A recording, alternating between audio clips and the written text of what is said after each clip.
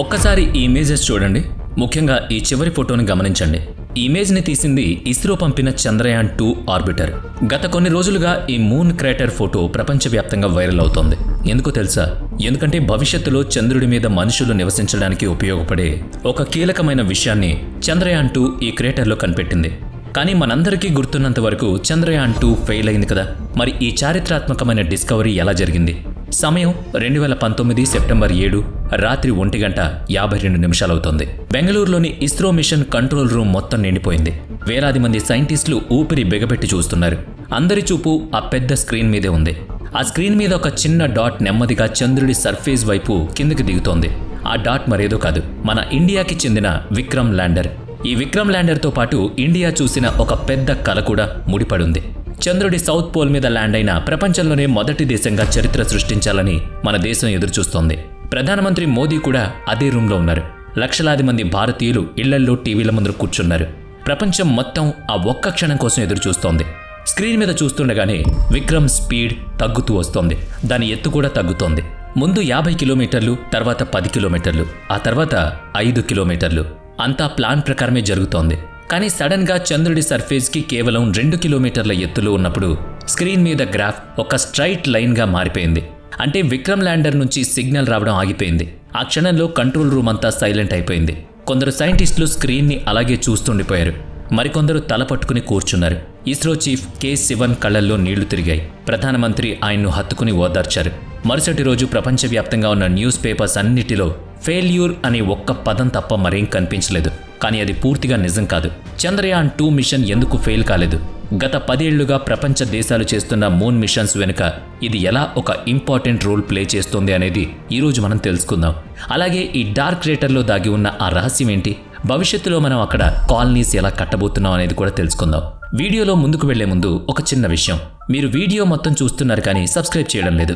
కింద ఉన్న subscribe button press చేస్తే మాకు ఇలాంటి టాపిక్స్ చేయడానికి మరింత ఉత్సాహం వస్తుంది. ఇక టాపిక్లోకి వెడితే చంద్రయాన్ 2 అనేది ఒక సింగిల్ మిషన్ కాదు. ఇందులో 2 భాగాలున్నాయి. ఒకటి విక్రమ్ ల్యాండర్, దీని పని చంద్రుడి మీద ల్యాండ్ అవడం. రెండోది ఒక పెద్ద శాటిలైట్, దాన్ని ఆర్బిటర్ అంటారు. దీని పని చంద్రుడి చుట్టూ పైన తిరుగుతూ ఉండడం. ఈ రెండూ కలిసే ఇండియా నుంచి లాంచ్ అయ్యాయి. కానీ విక్రమ్ క్రాష్ అవ్వడానికి 4 రోజుల ముందు, అంటే సెప్టెంబర్ 2న ఆర్బిటర్ విక్రమ్ నుంచి విడిపోయింది. విక్రమ్ కిందకు వెళుతుంటే ఆర్బిటర్ మాత్రం చంద్రుడికి 100 కిలోమీటర్ల పైన సేఫ్ ఆర్బిట్లో తిరుగుతూ ఉంది. 100 కిలోమీటర్లు అంటే మీరే ఊహించుకోవచ్చు. అంత తక్కువ ఎత్తులో ఆ ఆర్బిటర్ సైలెంట్గా తిరుగుతూనే ఉంది. విక్రమ్ క్రాష్ అయినప్పుడు మీడియా ఫోకస్ అంతా ఆ శిథిలాల మీదే ఉంది.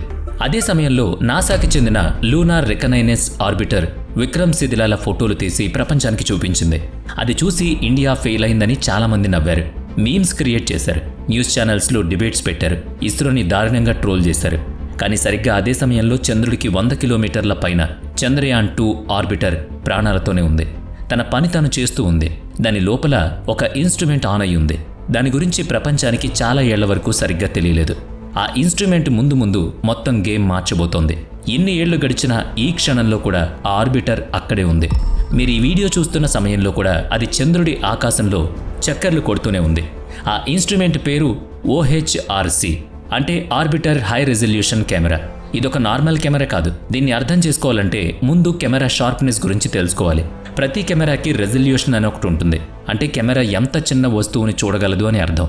ఎంత చిన్న వస్తువుని చూడగలిగితే ఆ కెమెరా అంత షార్ప్. ఇప్పటి వరకు ప్రపంచంలోనే అత్యంత షార్ప్ మూన్ కెమెరా నాసా దగ్గర ఉంది. దాని పేరు LRO. దాని రెజల్యూషన్ 0.5 మీటర్ పర్ పిక్సెల్స్. అంటే చంద్రుడి మీద ఏదైనా వస్తువు 1/2 మీటర్ కంటే పెద్దగా ఉంటే ఆ కెమెరా దాన్ని ఈజీగా చూసేస్తుంది. 2009 నుంచి ఇది చంద్రుడి చుట్టూ తిరుగుతోంది. పూర్తిగా 14 ఏళ్ల పాటు అదే ప్రపంచంలో అత్యంత షార్ప్ మూన్ కెమెరాగా పేరుగాంచింది. కానీ ఇండియా తయారు చేసిన OHRC కెమెరా దీనికంటే 2 రెట్లు ఎక్కువ షార్ప్.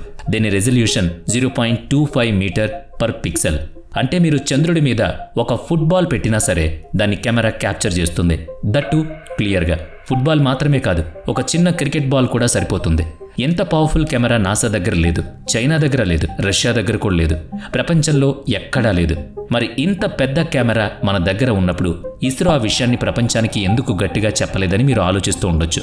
నిజానికి ఇస్రో ఈ విషయాన్ని దాచిపెట్టలేదు. వాళ్ళు ఈ సమాచారాన్నంతా తమ సైంటిఫిక్ పేపర్స్ ద్వారా పబ్లిష్ చేశారు.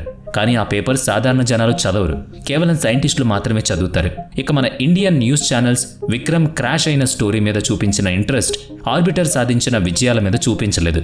ఎందుకంటే ఫెయిల్యూర్ స్టోరీస్ ఎక్కువగా అమ్ముడిపోతాయి కాబట్టి. అందుకే ఈ నిజం చాలా ఏళ్ల పాటు బయటకు రాలేదు. పేపర్స్ మీద ఉన్నా కూడా హెడ్లైన్స్లో మాత్రం కనిపించలేదు. కానీ ఈ కెమెరా స్టోరీ ఇక్కడితో అయిపోలేదు. ఇస్రో నెమ్మదిగా ఆర్బిటర్ను చంద్రుడికి మరింత దగ్గరగా తీసుకువెళ్లడం మొదలుపెట్టింది. అంటే దాని ఎత్తును తగ్గిస్తూ వచ్చారు. ఆర్బిటర్ కిందకొస్తున్న కొద్దీ ఈ OHRC కెమెరా ఇంకా షార్ప్గా మారుతూ వచ్చింది. 2023లో ఇండియా పంపిన చంద్రయాన్ 3 మూన్ మీద ల్యాండ్ అవ్వడానికి ముందే OHRC ఆ ల్యాండింగ్ సైట్ ఫోటోను తీసింది. ఆ ఫోటోలో విక్రమ్ ల్యాండర్, ప్రజ్ఞాన్ రోవర్ 2 చాలా క్లియర్గా కనిపిస్తున్నాయి. ఆ ఫోటో రెజల్యూషన్ కేవలం 17 సెంటీమీటర్ పర్ పిక్సెల్. అలాగే 2024లో జపాన్కు చెందిన స్లిమ్ అనే ల్యాండర్ ఫోటోను కూడా OHRC లాగే తీసింది. ఇది 16 సెంటీమీటర్లకు 16 సెంటీమీటర్లు ఉండే ఒక చిన్న స్కేల్ అంత సైజ్. ఈ విషయం విని నాసా సైంటిస్టులు కూడా ఆశ్చర్యపోయారు. ఎందుకంటే వాళ్ళ దగ్గర ఇలాంటి టెక్నాలజీ అస్సలు లేదు. కానీ OHRC ఇంకో అద్భుతం కూడా చేసింది.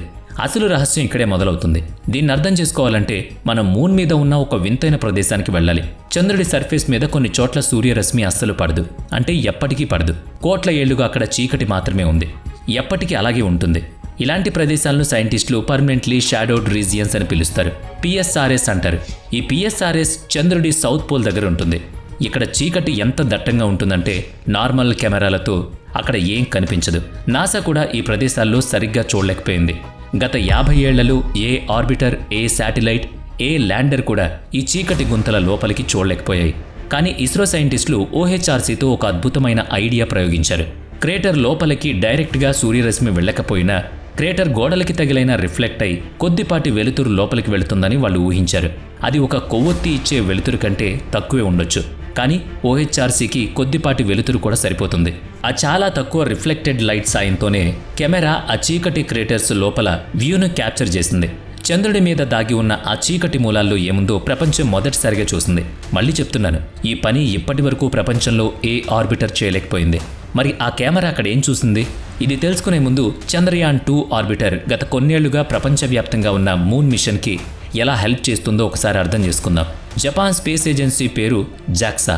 వాళ్ళు ఒక చిన్న ల్యాండర్ను చంద్రుడిపైకి పంపారు. దాని పేరు స్లిమ్. ఆ మిషన్ టార్గెట్ ఒకటే, ప్రపంచంలోనే అత్యంత ఖచ్చితమైన మూన్ ల్యాండింగ్ చేయడం.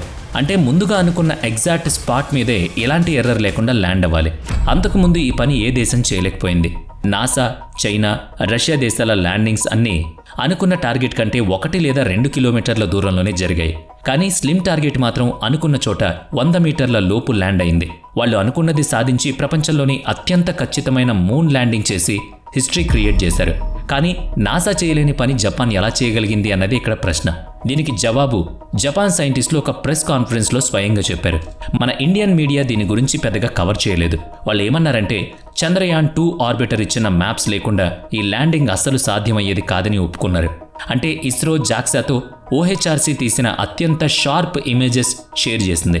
ల్యాండింగ్ సైట్కి సంబంధించిన సెంటీమీటర్ లెవెల్ మ్యాప్ను ఇస్రో వాళ్ళకిచ్చింది. స్లిమ్ తన ఆన్బోర్డ్ కంప్యూటర్లో ల్యాండ్ అయినప్పుడు వాడింది అదే మ్యాప్. జపాన్ సాధించిన ఈ చారిత్రాత్మక ల్యాండింగ్ వాళ్లదే అయినా దానికి అసలైన పునాది ఇండియాకు చెందిన ఆ ఫెయిల్యూర్ అయిన మిషన్ది.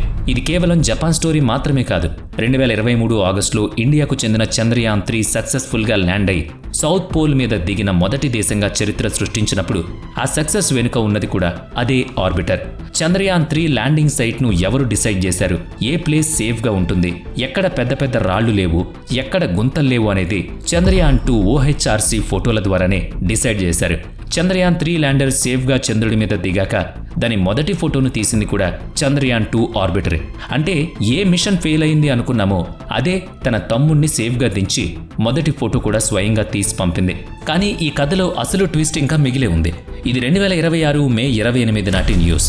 అంటే కేవలం కొద్ది రోజుల క్రితం జరిగిన విషయం. అహ్మదాబాద్లో ఫిజికల్ రీసెర్చ్ ల్యాబొరేటరీ అనే ఒక ఇన్స్టిట్యూట్ ఉంది. షార్ట్గా దీన్ని PRL అంటారు. ఇది ఇండియాలో టాప్ స్పేస్ సైన్స్ రీసెర్చ్ ల్యాబ్గా పేరు తెచ్చుకుంది. ఇక్కడ సైంటిస్టులు గత కొన్నేళ్లుగా చంద్రయాన్ 2లోని మరో ఇన్స్ట్రుమెంట్ డేటాను స్టడీ చేస్తున్నారు. ఆ ఇన్స్ట్రుమెంట్ పేరు DFSAR. ఇది ఒక రాడార్.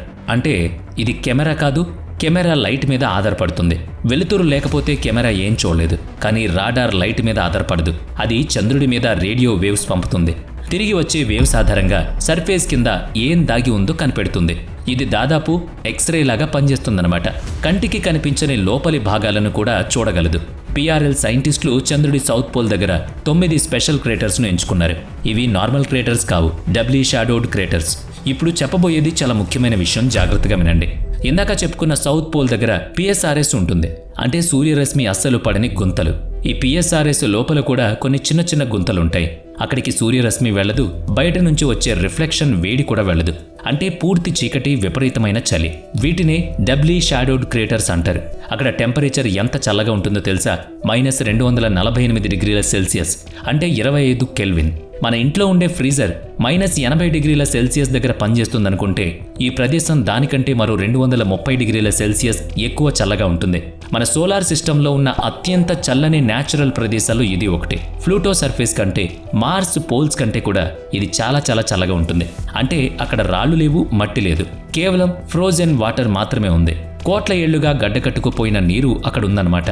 ఫాస్టినీ అనే ఒక క్రేటర్లో దీనికి సంబంధించిన అత్యంత బలమైన ఆధారాలు కూడా దొరికాయి.